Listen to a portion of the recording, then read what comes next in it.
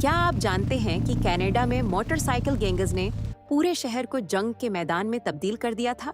1994 سے 2002 تک مونٹریال میں ہیلز اینجلز اور راک مشائن کے درمیان خونی جنگ چھڑی۔ یہ صرف منشیات کے علاقے کا معاملہ نہیں تھا، یہ فوجی سطح کی تشدد تھی۔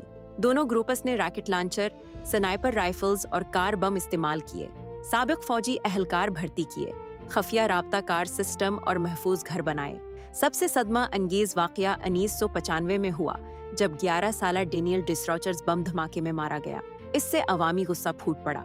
8 سال کی جنگ میں 160 سے زیادہ لوگ مارے گئے، بے گناہ شہری بھی شامل تھے۔ آخرکار پولیس آپریشن شارک میں 156 بائیکرز گرفتار ہوئے۔ ہیلز اینجلز کی قیادت نے امن مذاکرات کروائے اور یہ خونی جنگ ختم ہوئی۔